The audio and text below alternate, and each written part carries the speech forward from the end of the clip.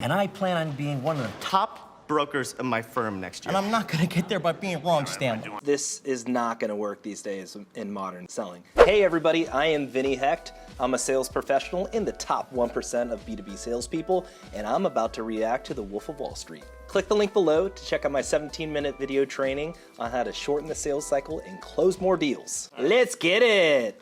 You mailed in my company a postcard a few weeks back requesting information on penny stocks that had huge upside potential with very little downside risk. Does that ring a bell?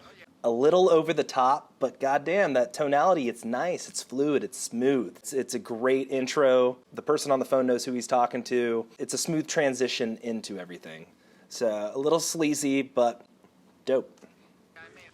Okay, great. Well, reason for the call today, John. Reason for the call today. I love it.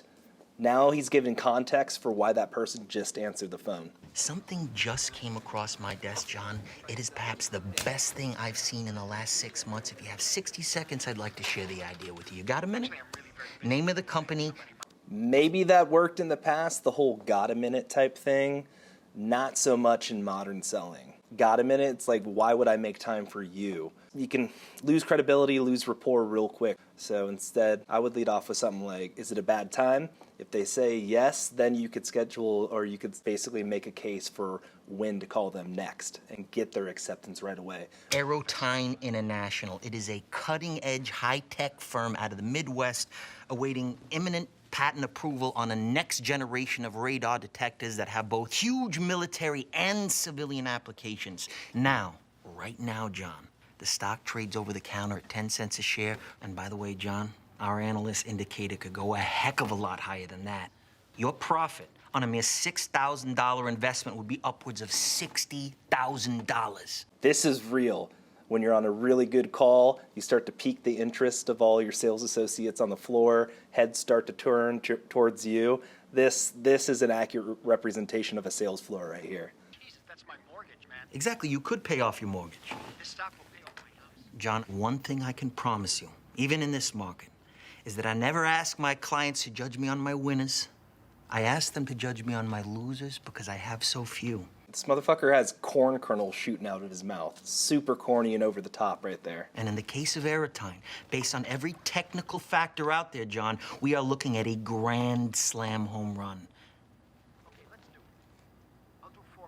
4,000, that'd be 40,000 shares, John. Let me lock in that trade right now and get back to you with my secretary with an exact confirmation. Sound good, John? Sounds good. Sounds unbelievable for him to earn that rapport and get that commitment so fucking quick. A little over the top there, most definitely. One call closes do happen, but you're talking 1-2% of the time. But it really comes back to what you're selling. Are you selling widgets? Okay, one call closes are gonna happen a lot more frequently. Are you selling software as a service? Yeah, no fucking chance. Sales cycle a little bit longer there. Now, the key to making money in a situation like this is to position yourself now before the settlement. Because by the time you read about it in the Wall Street Journal, it's already too late. Jordan Belfort, you can, right here, you can tell, even with his posture, he's leaning in, he's turning down the volume of his voice, almost so that the person on the other side of the phone has to lean in too.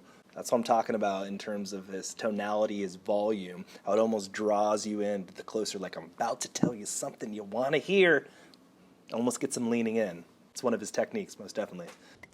And you wait. You wait. And whoever speaks first loses. I would say it's more the person that speaks the least wins. I would reframe that. I think the core takeaway right here is being comfortable in the silence. Why is that important in being comfortable with the silence? Typically, there's an unease that happens. There's an angst that goes on when you stop talking. Typically, most people, like psychologically, they want to fill it, they want to add some type of filler or keep the conversation going. So if you learn how to be comfortable in the silence, it's a powerful tool for getting that person to keep talking, giving you data, and that's what's important. Right now, come on. I mean, honestly, Kevin, honestly, seriously? I don't know you. You cold called me. You're a total stranger. I am in complete agreement with you. You don't know me. I don't just know take a you. moment to introduce myself to you. My name is Alden Kupferberg. Robbie Feinberg. Chester Ming. I'm Senior Vice President at Stratton Oakmont. And I plan on being one of the top brokers in my firm next year. And I'm not gonna get there by being wrong, Stanley. This is not going to work these days in modern selling. You're feature dumping, like your pedigree, your position.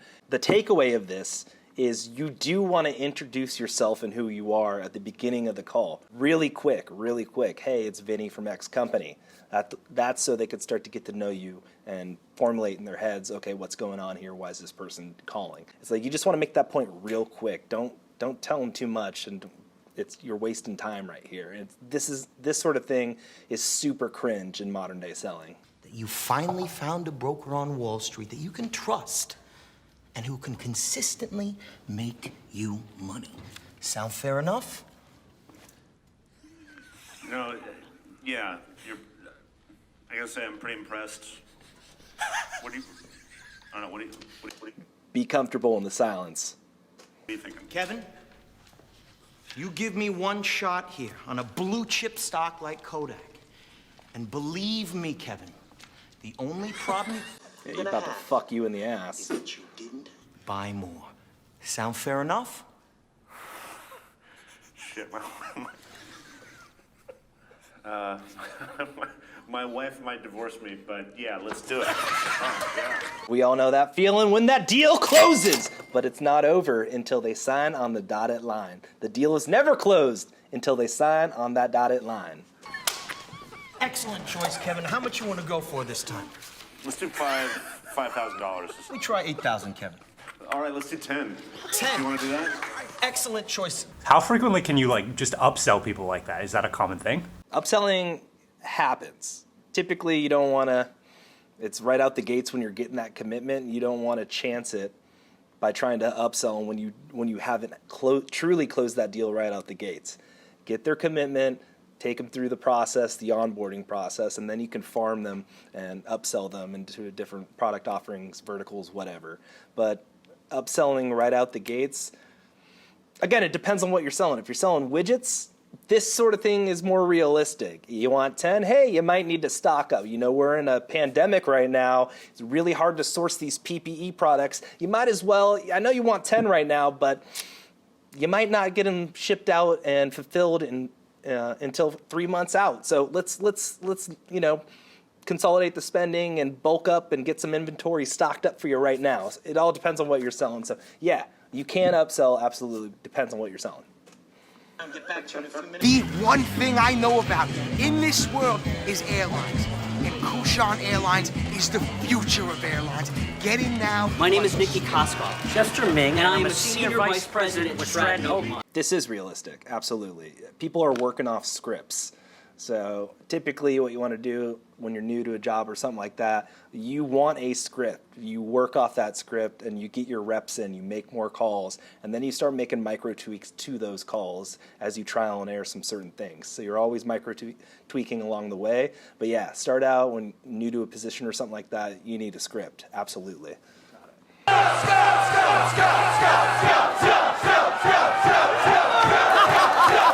Are sales departments that crazy? They are that crazy. They are. So times have definitely changed, but there's still, depending on the sales team you're on, the company you're with, this sort of debauchery for sure happens, absolutely. Sell me this pen. It's a nice pen. You can use the pen to write down thoughts from your life so you can remember.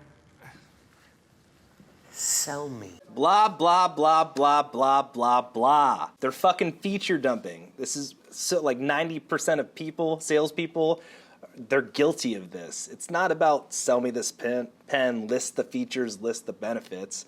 That gives you a prime opportunity to start asking questions. What do you use pens for typically? What do you use this pen for? How often are you using pens? That's all part of the discovery process. Once you ask these open-ended questions that get them talking about why they use pens, what's important to them when they're using these pens, then you can properly position and start selling your pen as the product that they need. Do you think that Jordan Belfort's stuff would hold up today? He's a bit over the top, I'll say that. But when you're on the phone, specifically when you're on the phone, you need to be cognizant of your tonality, your pace, how you lead in. These are things that will translate, but you got to watch out because you got that desperation sales breath, or you sound like that cliche salesperson. That's what you don't want to convey when you're on the phone. So times have changed, and there's proper ways to do cold calling over the phone. Appreciate you joining me here. Click the link below to check out my 17-minute video training on how to shorten the sales cycle and close more deals. Click the link below, and I'll see you inside.